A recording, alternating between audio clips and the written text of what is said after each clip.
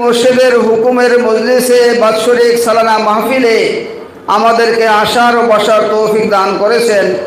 এজন্য সকলে আমরা আল্লাহর দরবারে শুকরিয়া জানাই। সকলে বলি আলহামদুলিল্লাহ। যেহেতু আজকে রজব মাসের 26 তারিখ এবং সেই সঙ্গেই আমাদের বাৎসরিক সালানা মুর্শিদুল মজলিস, অতএব রজব সম্পর্কে সংক্ষিপ্ত আলোচনা প্রয়োজন এবং আমাদের সালানা মাহফিল সম্পর্কেও সংক্ষিপ্ত আলোচনা হবে ইনশাআল্লাহ।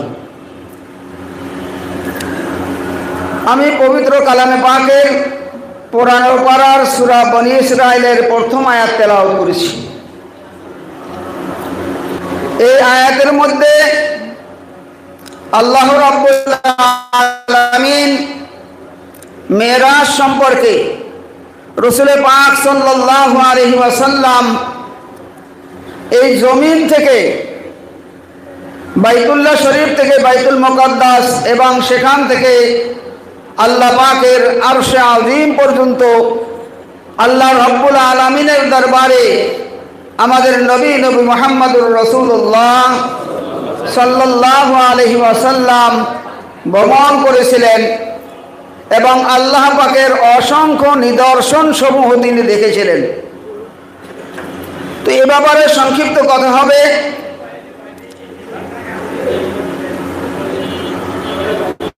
আর যেহেতু আজকে আমাদের বাৎসরিক সালানা মাহফিল শুরু, আমাদের পুশিদা হুজুর কেবলা বারবার বলতেন, বয়ানের ভিতরে অনেকবার বলেছেন যে সমস্ত ভাইরা, যে সমস্ত পীর ভাইরা কলকাতা সালানা মাহফিলে যেতে পারে নাই, ওই সমস্ত মানুষগুলি, ওই সমস্ত পীর ভাইরা যদি ঢাকা অলিগঞ্জ হাক্কানি মসজিদের এই সালানা মাহফিলে শরীক হয়, তো কামেল মুর্শিদ বলেছেন আল্লাহ পাক ওই বান্দাকে বাগমারি সালানা মাহফিলে শরীক হইলে যে ফায়দা ফজিলাত, যে বরকত পাওয়া যায়, আল্লাহ পাক সেই বরকত বান্দাকে দান করবেন। সুবহানাল্লাহ। তো আল্লাহ পাক আমাদেরকে এই মুর্শিদের হুকুমের মজলিসে সালানা মাহফিলে আসার তৌফিক দিয়েছেন, এজন্য আল্লাহর কাছে শুকর আদায় করি। সকলে বলে আলহামদুলিল্লাহ। রজব মাসের আজকে 26 তারিখ, আগামী রাত হলো 27 তারিখের রাত, অর্থাৎ 26 তারিখ দিবাগত রাত হলো রজব মাসের 27 তারিখের রাত। এই রাত্রে নবী মুহাম্মদুর রাসূলুল্লাহ সাল্লাল্লাহু আলাইহি ওয়াসাল্লাম আরশে আযীমে আল্লাহ তাআলার দরবারে দিদারে ইলাহি করেছেন এবং আমাদের নবী মুহাম্মদুর রাসূলুল্লাহ সাল্লাল্লাহু আলাইহি ওয়াসাল্লাম আল্লাহ পাকের দরবারে যে দিদার করেছেন, এটা সশরীরে হয়েছিল। সুবহানাল্লাহ। তিনি মাতৃগর্ভের থেকে যেই শরীর নিয়ে পৃথিবীতে এসেছিলেন, এই শরীর নিয়ে আহলে সুন্নাত ওয়াল জামাতের আকীদা, আমাদের আকীদা হলো রাসূল পাক সাল্লাল্লাহু আলাইহি ওয়াসাল্লাম সশরীরে আল্লাহ পাকের আরশে আযীমে গিয়েছিলেন। আর এই মিরাজের প্রমাণ আল্লাহ তাআলা সূরা বনী ইসরাইলের প্রথম আয়াতের মধ্যে আল্লাহ তাআলা ইরশাদ করেছেন, সুবহানাল্লাযী আসরা।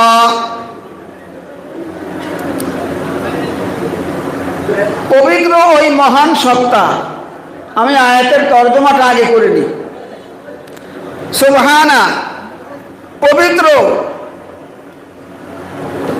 আল্লাযী, ওই মহান সত্তা, আসরা, যিনি ভ্রমণ করাইছেন, বিআবদিহি, তার বান্দাকে, লাইলান, একটি রাত্রের কিছু অংশে, মিনাল মসজিদুল হারাম, মসজিদে হারাম থেকে। মসজিদে হারাম কোথায়? মক্কা শরীফে, বাইতুল্লাহ শরীফে।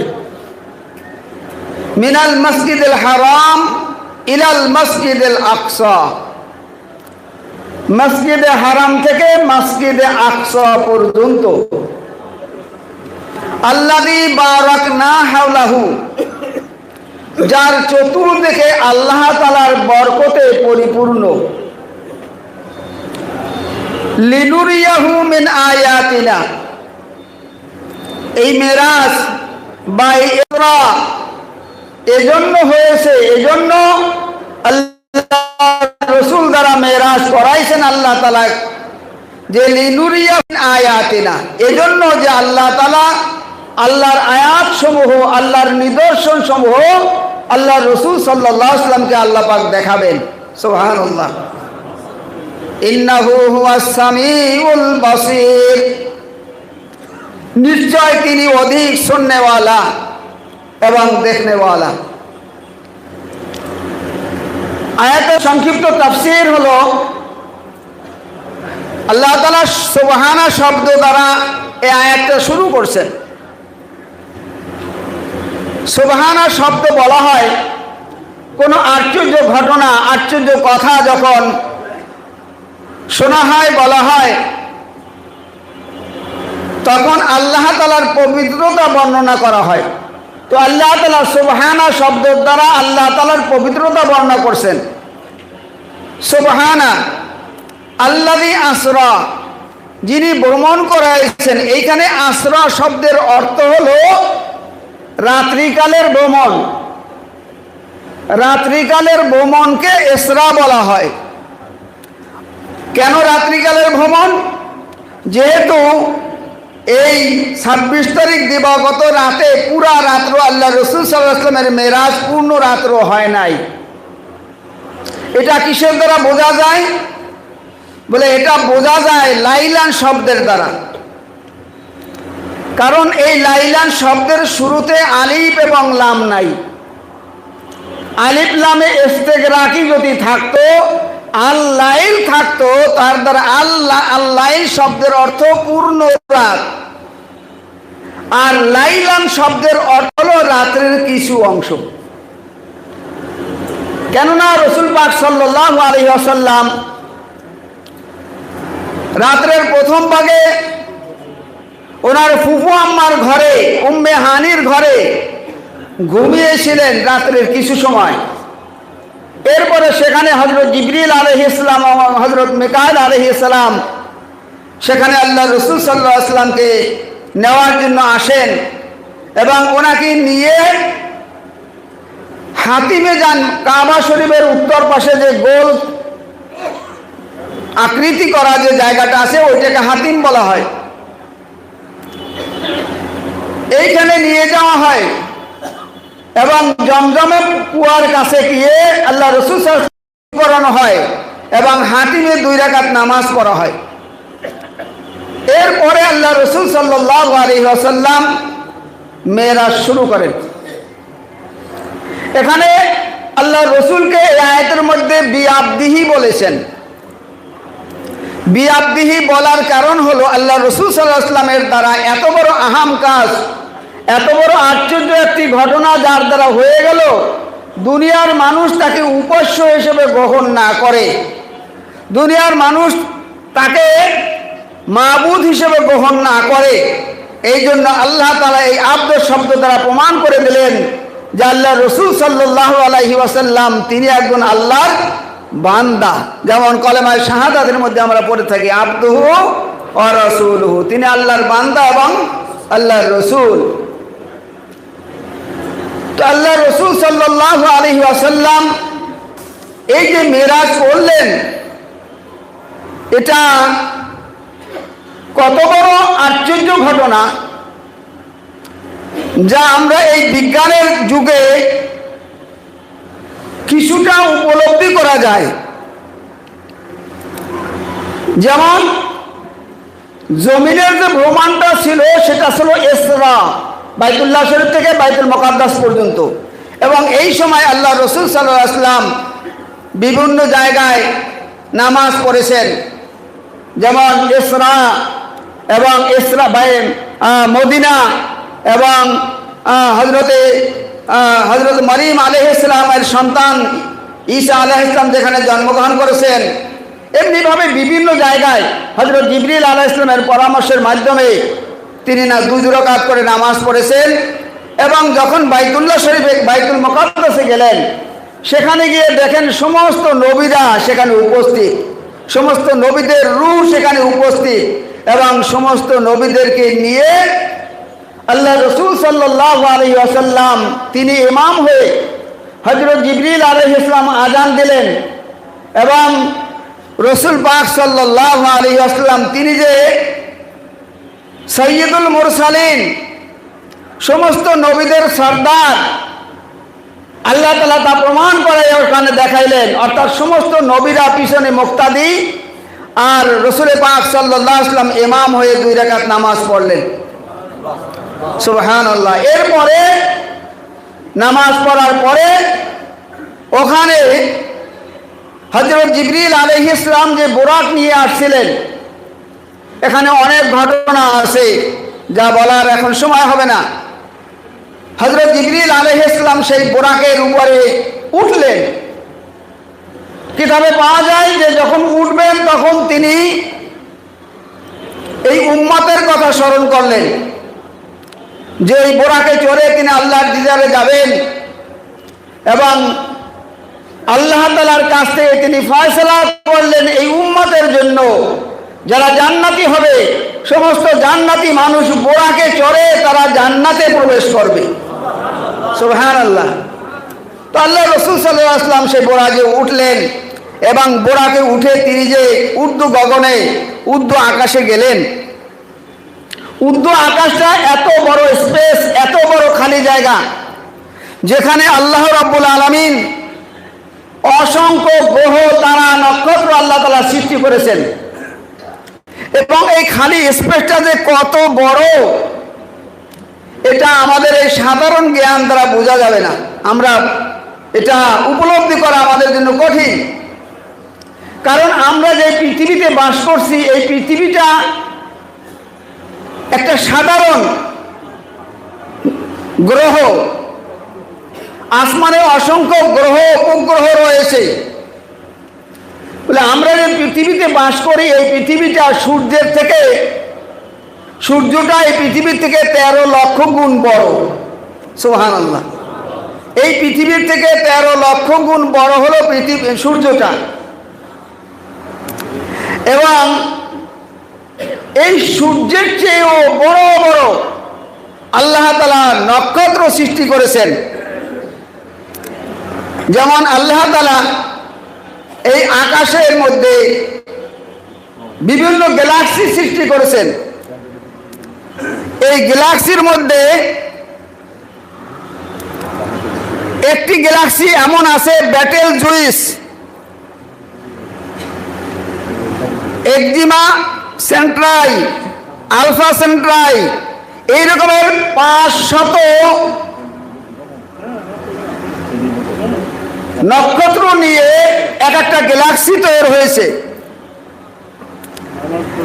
আর এই গ্যালাক্সি, একটা গ্যালাক্সি কত বড় বলে এই পৃথিবীর থেকে সবচেয়ে কাছে যে নক্ষত্রটা রয়েছে সেই নক্ষত্রটা সূর্যের থেকে এত বড় যে 1,15,000 বছর সময় লাগে ওই নক্ষত্রে যাইতে। সুবহানাল্লাহ। বলে এই সূর্যের চাইতে বড় বড় কোটি কোটি গুণ বড় বড় নক্ষত্র আল্লাহ তাআলা আসমানে সৃষ্টি করে রাখছেন এত দূরে যে এই নক্ষত্র সৃষ্টির পরে আলোর গতি প্রতি সেকেন্ডে 1,86,000 মাইল। বলে এমন নক্ষত্র সৃষ্টি হয়েছে যে নক্ষত্র সৃষ্টি হওয়ার পর থেকে যে আলোর গতি, তার গতি চলছে 1,86,000 মাইল প্রতি সেকেন্ডে গতি তার চলছে। বলে সৃষ্টির পর থেকে সেই নক্ষত্রের আলো এখন পর্যন্ত পৃথিবীতে এসে শেষ হয় নাই। সুবহানাল্লাহ। মানে এটা বলা হ্যাঁ, এটা বয়ান করা এবার কঠিন ব্যাপার। অর্থাৎ এই আসমানটা আল্লাহ পাক যে গ্রহ তারা নক্ষত্র এবং গ্যালাক্সি সৃষ্টি করে রেখেছেন, এ বিশাল ব্যাপার। বলে এই সমস্ত দূরত্ব এবং এই গ্রহ তারা নক্ষত্র ভেদ করে আল্লাহ পাক আল্লাহ পাকের রসুল সাল্লাল্লাহু আলাইহি ওয়াসাল্লাম প্রথম আসমানে গিয়েছেন, দ্বিতীয় আসমানে গিয়েছেন, তৃতীয় আসমানে, এই রকমের 7টা আসমান আছে। এবং প্রত্যেক আসমানের মধ্যে নবী মুহাম্মদুর রাসূলুল্লাহ সাল্লাল্লাহু আলাইহি ওয়াসাল্লাম এর সঙ্গে বিভিন্ন নবীদের সঙ্গে সাক্ষাৎ হয়েছে, সালাম হয়েছে, কালাম হয়েছে। অর্থাৎ এত দীর্ঘ পথ আল্লাহ রসুল সাল্লাল্লাহু আলাইহি ওয়াসাল্লাম যে সফর করলেন, দুনিয়ার মানুষ তাকে তাকে মাবুদ না বলে, দুনিয়ার মানুষ তাকে উপাস্য হিসেবে গ্রহণ না করে, সেই জন্য আল্লাহ রসুল সাল্লাল্লাহু আলাইহি ওয়াসাল্লামকে আয়াতের মধ্যে আল্লাহ বললেন বিআবদিহি, আমার বান্দার দ্বারা এই সফরটা করাইলাম। হ্যাঁ, এবং সেখানে যে রসুল সাল্লাল্লাহু আলাইহি ওয়াসাল্লাম যে আল্লাহ পাকের আরশে আজিমে গেলেন, যাওয়ার পরে আল্লাহ পাকের সঙ্গে কথোপকথন হলো। আল্লাহ পাক জিজ্ঞাসা করলেন, হে আমার দোস্ত, আমার বন্ধু, আমার জন্য কি হাদিয়া নিয়ে আসছেন? কারণ বন্ধুর বাড়ি গেলে কিছু না কিছু হাদিয়া নিয়ে আসে, আমার জন্য কি নিয়ে আসছেন? আল্লাহ রসুল সাল্লাল্লাহু আলাইহি ওয়াসাল্লাম তখন বললেন, আত্তাহিয়াতু লিল্লাহি ওয়াসসালাওয়াতু ওয়াত-তাইয়্যিবাত। হে আল্লাহ, আপনার জন্য আমি এইটা নিয়ে আসছি, এই নিয়ামত, এই হাদিয়া কি? যে আত্তাহিয়াতু লিল্লাহি, যত তাহিয়াত আছে, যত প্রশংসা আছে, যত ইবাদত আছে, ইবাদতে মালি, ইবাদতে জানি, ইবাদতে বদনি, আল্লাহ সমস্ত প্রশংসা আল্লাহ তোমার জন্য, সমস্ত তাহিয়াত তোমার জন্য আমি নিয়ে আসছি। সুবহানাল্লাহ। এরপরে আল্লাহ তাআলা খুশি হয়ে গেলেন, আল্লাহ পাক খুশি হইলেন। খুশি হয়ে আল্লাহ রসুলকে বললেন, কি বললেন? আসসালামু আলাইকা আইয়ুহান নাবিয়্যু ওয়া রাহমাতুল্লাহি ওয়া বারাকাতুহু। সুবহানাল্লাহ। আল্লাহ বললেন আল্লাহ রসুলকে, আসসালামু আলাইকা। আলাইকা, আলাইহে না, আলাইহে না, আলাইকা। কা বলা হয় কাকে? বলে কা বলা হয়, কা হলো হাজের। অর্থাৎ আল্লাহ রসুল সাল্লাল্লাহু আলাইহি ওয়াসাল্লাম হাজের আছেন, এই জন্য আল্লাহ তাআলা আসসালামু আলাইকা বলছে। কি বললেন? যে হে নবী, আপনার জন্য আমার পক্ষ থেকে সালাম, শান্তি, রহমত এবং বরকত। সুবহানাল্লাহ। আল্লাহ খুশি হইয়া আল্লাহর রসুলকে সকল শান্তি, রহমত, বরকত দান করলেন। আল্লাহ রসুল সাল্লাল্লাহু আলাইহি ওয়াসাল্লাম তখন বললেন কি, তিনি তখন এই উম্মতের কথা ভুলে যায় নাই, উম্মতের কথা তার স্মরণ হয়েছে। তখন তিনি বললেন, আসসালামু আলাইনা ওয়া আলা ইবাদিল্লাহিস সালিহিন। সুবহানাল্লাহ। হ্যাঁ, আল্লাহ রসুল বললেন, হে আল্লাহ, আপনি যে সুখ, আপনি যে শান্তি, রহমত, বরকত আপনি দিয়েছেন, এটা আমিও গ্রহণ করে নিলাম, আমিও নিলাম। আসসালামু আলাইনা ওয়া আলা ইবাদিল্লাহিস সালিহিন, এবং আপনার সমস্ত ইবাদে সালেহর উপর আল্লাহ আপনার শান্তি, রহমত, বরকত। সুবহানাল্লাহ। এই কথাগুলো ফেরেশতারা শুনেছে। ফেরেশতারা শুনে বলে, আশহাদু আল্লা ইলাহা ইল্লাল্লাহু ওয়া আশহাদু আন্না মুহাম্মাদান আবদুহু ওয়া রাসূলুহু। হে আল্লাহ, আপনারা দুই বন্ধু যে কথা বলেছেন, আশহাদু আল্লা ইলাহা, আমরা সাক্ষ্য দিচ্ছি, আপনারা যে কথা বলছেন আমরা তা শুনতে পেয়েছি। সুবহানাল্লাহ। আল্লাহ রসুল সাল্লাল্লাহু আলাইহি ওয়াসাল্লামকে সেইখানে অনেক কথোপকথন হলো, এবং আল্লাহ পাক 50 ওয়াক্ত নামাজকে ফরজ করলেন, রোজা ফরজ করলেন, এবং জান্নাত জাহান্নাম হযরত রাসূল পাক সাল্লাল্লাহু আলাইহি ওয়াসাল্লাম দেখলেন। অনেক কথোপকথন হলো। এরপরে আল্লাহ রসুল সাল্লাল্লাহু আলাইহি ওয়াসাল্লাম সেখান থেকে আসলেন। যখন আসলেন পৃথিবীতে, তখনও কিন্তু রাত শেষ হয় নাই। সুবহানাল্লাহ। তখনও এই যে এত দীর্ঘ পথ, এত খালি জায়গা, এত সেই প্রথম আসমান, দ্বিতীয় আসমান, এরকম সপ্তম আসমান, তারপরে সিদরাতুল মুনতাহা, সেখান থেকে আরশে আজিম। আরশে আজিমটা কি আছে? বলে আরশে আজিমটা হলো এমন যে এই আল্লাহ পাকের যত সৃষ্টি আছে, যত পৃথিবী বলেন, সূর্য বলেন, যত গ্রহ তারা, নক্ষত্র, আল্লাহর যত সৃষ্টি আছে, বলে এই সমস্ত সৃষ্টিকে যদি আল্লাহ পাকের আরশে আজিমের উপর রাখা হয় তো সেটা কেমন হবে? একটা উদাহরণ এরকম দেয় যে কোনো বিশাল মরুভূমি, এই মরুভূমির ভিতরে যদি কোনো ব্যক্তির একটা হাতের আংটি পড়ে যায়, বিশাল মরুভূমি, ধুধু করে দেখা যায় না কোনো জায়গায়, এত বিশাল মরুভূমির ভিতরে আপনার হাতের একটা আংটি যদি পড়ে যায় তাহলে ওই মরুভূমির মধ্যে আংটিটা খুঁজে পাওয়া কত কষ্ট। কষ্ট না, কি বলেন? বলে আল্লাহ পাকের আরশে আজিমের উপরে এই পৃথিবী, সূর্য, চন্দ্র, গ্রহ, তারা, যত গ্রহ আছে, যত নক্ষত্র আছে এবং যত গ্যালাক্সি আছে, হ্যাঁ, যত ব্ল্যাক হোল আছে, আল্লাহ পাকের এই সৌর জগতে যা কিছু আছে, এই সব কিছু যদি আল্লাহর আরশে পাকের আজিমে রাখা হয় তবে ওই আংটির মতো এই সৃষ্টির সৌরজগৎ খুঁজে পাওয়া যাবে না। সুবহানাল্লাহ। সেই আরশে আজিম হলো স্বয়ং রব্বুল ইজ্জাত। তো মূল কথা, আমাদের নবী মুহাম্মদুর রাসূলুল্লাহ সাল্লাল্লাহু আলাইহি ওয়াসাল্লাম কে আল্লাহ তাআলা সৃষ্টি করেছেন ভালোবেসে, মহব্বত করে, পৃথিবীর দুলহন হিসাবে। এই পৃথিবীর দুলহন হলো নবী মুহাম্মদুর রাসূলুল্লাহ সাল্লাল্লাহু আলাইহি ওয়াসাল্লাম। তিনি সাইয়্যিদুল মুরসালিন, তিনি খাতামুন নবীন, তিনি সকল নবীদের শেষে আসছে কিন্তু সকল নবীদের শ্রেষ্ঠ নবী। এই নবী হলো আল্লাহ তাআলার সবচেয়ে প্রিয় মানুষ।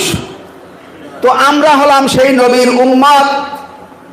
এই নবীর উম্মতকে আল্লাহ তাআলা 50 ওয়াক্ত নামাজ দিয়েছিলেন। হযরত রাসূল পাক সাল্লাল্লাহু আলাইহি ওয়াসাল্লাম যখন আসতেছিলেন পথিমধ্যে হযরত মূসা আলাইহিস সালামের কাছে খুশি হয়ে আল্লাহ রসুল বলতেছিলেন যে আল্লাহ খুশি হয়ে 50 ওয়াক্ত নামাজ দিয়েছেন, আল্লাহ রসুল খুব খুশি। কিন্তু হযরত মূসা আলাইহিস সালাম বললেন, ইয়া রাসূলুল্লাহ, আমি জানি আমার উম্মত এই ইবাদত করতে পারে নাই, আপনার উম্মত তো আরো দুর্বল হবে, কারণ আগের জমানার মানুষ হাজার হাজার বছর হায়াত পাইত, আপনার উম্মতরা হায়াত কম পাবে, 50 ওয়াক্ত নামাজ নিয়মিত দৈনিক পড়তে পারবে না, আপনি একটু কমায় আনেন।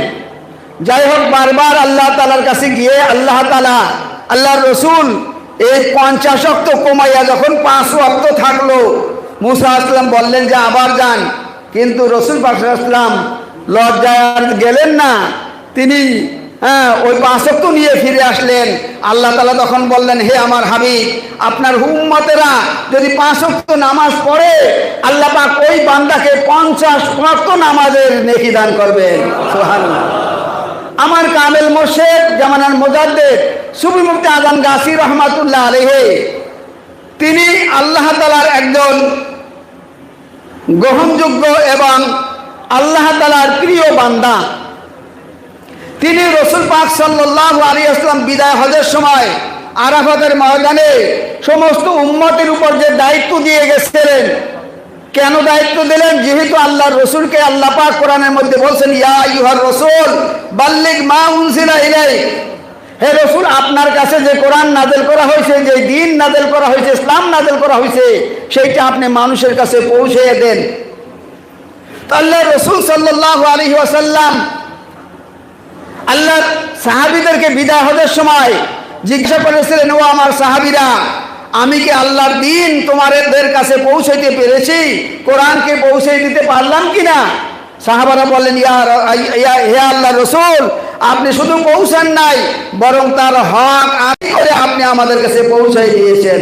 সুবহানাল্লাহ। তখন রাসূল পাক সাল্লাল্লাহু আলাইহি ওয়াসাল্লাম উপস্থিত সাহাবীদেরকে বলেছিলেন, তোমরা যারা উপস্থিত আছো, অনুপস্থিত লোকদের কাছে কিয়ামত পর্যন্ত পৌঁছে দিবে। সুবহানাল্লাহ। তো আল্লাহর রাসূল সাল্লাল্লাহু আলাইহি ওয়াসাল্লাম সেই জন্য সাহাবীদেরকে বলেছিলেন, হে আমার সাহাবীরা, কিয়ামত পর্যন্ত তোমরা পৌঁছেই দেবে। এবং ইতিহাসে পাওয়া যায় যে সেই সময় সাহাবীরা যারা আল্লাহর রাসূলের সামনে আরাফাতের ময়দানে ছিলেন, তাদের মধ্যে থেকে বহু সংখ্যক সাহাবী আর বাড়িতে ফিরে যায় নাই। তারা ওখান থেকে এই ইসলাম প্রচারের জন্য, দ্বীন প্রচারের জন্য, কোরআন প্রচারের জন্য, হক প্রচারের করার জন্য বাহির হয়ে গেছে। এবং ইতিহাস পাওয়া যায় বহু সাহাবী তারা তাদের ঘোড়াকে সাগরের মধ্যে নামাই দিয়া আল্লাহর দরবারে হাত তুলে আল্লাহর কাছে বলেছে, আল্লাহ আমাদের যতটুকু খুব কুয়া ছিল, ক্ষমতা ছিল, শক্তি ছিল আমরা ব্যয় করেছি, আল্লাহ এরপরেও যদি মানুষ থাকে, হ্যাঁ আল্লাহ তোমার জিম্মায় তোমার দ্বীনকে পৌঁছে দিও। সুবহানাল্লাহ। তো আল্লাহ রাসূল উম্মতের উপর যে দায়িত্ব দিয়ে গেছেন সেই দায়িত্ব পালন করেছেন সাহাবীরা, তারপরে তাবিঈনগণ, তারপরে তাবিঈনগণ, এভাবে পর্যায়ক্রমে বিভিন্ন আল্লাহ পাকের ওলামা একরাম, দ্বীনের দায়ী, কামেল মোর্শেদ, আল্লাহওয়ালা বান্দারা সেই দায়িত্ব পালন করেছে। এবং আমাদের মোর্শেদ জামানার মুজাদ্দিদ হযরত মাওলানা সুফি মুফতি আজান গাছী রহমাতুল্লাহ আলাইহি সেই রাসূল পাক সাল্লাল্লাহু আলাইহি ওয়াসাল্লামের দেওয়া দায়িত্ব পালন করার জন্য 1876 সালে হাক্কানী আঞ্জুমান প্রতিষ্ঠা করেছেন। সুবহানাল্লাহ। এই হাক্কানী আঞ্জুমানের বাংলাদেশের কেন্দ্র মসজিদ হলো এইটা, অলিগঞ্জ হাক্কানী মসজিদ। এই অলিগঞ্জ হাক্কানী মসজিদ যে কত বরকতওয়ালা মসজিদ, এটা আমরা জবান দ্বারা বুঝাইতে পারবো না, এটা জ্ঞান দিয়ে বুঝতে পারবো। আর বিশেষ করে এই এলাকার লোক যারা আছেন তারা তো ধন্য। এলাকার এই এলাকায় যারা বাস করেন আপনাদের কপাল ভালো, আপনারা ধন্য যে আল্লাহ পাক এইখানে এইরকম একটা হাক্কানী মসজিদ, কামেল মোর্শেদের হুকুমে একটা মসজিদ হয়েছে। মসজিদটা যখন হয় তখন এলাকার অনেক মানুষে এই মসজিদটা দেখে তারা বলে যে এত বড় একটা মসজিদ এখানে কেন উঠায়। তখন এলাকায় লোকজন ছিল না, কিন্তু এখন এই এলাকার এই মসজিদে মাঠেও মানুষ ধরে না। সুবহানাল্লাহ। তো এই মসজিদ হলো জামানার মুজাদ্দিদ সুফি মুফতি আজান গাছী রহমাতুল্লাহ আলাইহির হুকুমের মসজিদ। ভাইজান হাক্কানী মসজিদ, 3 মিনিট, হাক্কানী মসজিদ। আর এটা হাক্কানী মসজিদ এর ব্যাপারে কি বলবো, এটাও ওলি আল্লাহর হুকুমে হয়েছে এবং হালাল মাল দ্বারা হয়েছে। অতএব হালাল মাল দ্বারা হালাল টাকায় যে মসজিদ হয় আর সন্দেহযুক্ত মসজিদের মধ্যে আকাশ পাতাল পার্থক্য আছে। যাই হোক ভাইজান, মূল কথা, সময় খুবই কম। তো এই রজব মাস সম্পর্কে আল্লাহ রসুল সাল্লাল্লাহু আলাইহি ওয়াসাল্লাম রজব মাস যখন আসতো তখন আল্লাহ রসুল একটা দোয়া পড়তেন, আল্লাহুম্মা বারিক লানা ফি রজব ওয়া শাবান ওয়া বাল্লিগনা রমাদান। এই দোয়াটা আমরা বেশি বেশি পড়ব। আর আল্লাহ রসুল সাল্লাল্লাহু আলাইহি ওয়াসাল্লাম বলেছেন যে রজব মাসে যে ব্যক্তি রোজা রাখবে, রাসূলুল্লাহ সাল্লাল্লাহু আলাইহি ওয়াসাল্লাম বলেন, মান সামা ইয়াউমা সাবিউ ওয়া ইশরিনা মিনার রজব, যে ব্যক্তি রজব মাসের 27 অর্থাৎ 27 তারিখে একটা রোজা রাখবে, আল্লাহর রসুল বলেন কাতাবাল্লাহু লাহু সিয়ামা 60 শাহরা, আল্লাহ পাক ওই বান্দাকে 60 মাস রোজা রাখার নেকি দান করবেন। সুবহানাল্লাহ। একটা রোজা রাখলে, এই জন্য নফল রোজা, যেহেতু অনেক পীর ভাইরা আজকেও রোজা রেখেছে, আগামীকাল আজকে 26শে রজব, আজকের যে রাত আসতেছে এটা 27শে রাত, এই রাত্রেই মেরাজ হয়েছে। অর্থাৎ আগামীকালকে রোজা আমরা সবাই রাখবো ইনশাল্লাহ। অনেকে আগামীকাল শনিবার রাখবে, রবিবার রাখবে, অনেকে আজকে রাখছে শুক্রবার, শনিবার রাখবে, আমরা রোজা রাখবো ইনশাল্লাহ। আমাদের এখানে ইনশাল্লাহ সেহরি ইফতারের ব্যবস্থা থাকবে, ব্যবস্থা আছে। আপনারা এখানে মজলিসে যারা আছেন কোনো সমস্যা হবে না, এখানে সেহরি ইফতারের ব্যবস্থা আছে। তো মূল কথা ভাই, আমার কথা বলার যেটা আসল উদ্দেশ্য সেটা হলো আমাদের এই সালানা মাহফিল। এই সালানা মাহফিলে আমরা দেখেন কত দূর থেকে চট্টগ্রাম থেকে, সেই উত্তরবঙ্গ থেকে, বিভিন্ন এলাকা থেকে পীর ভাইরা আসছে। এলাকার ভাইরা যারা আছেন আপনাদেরকে অনুরোধ করব, একটু চিন্তা করে দেখেন কামেল মোর্শেদ আপনার বাড়ির পাশে কেন এই মসজিদটা তৈরি করছে এবং এই সালানা মাহফিলটা কেন হইতেছে।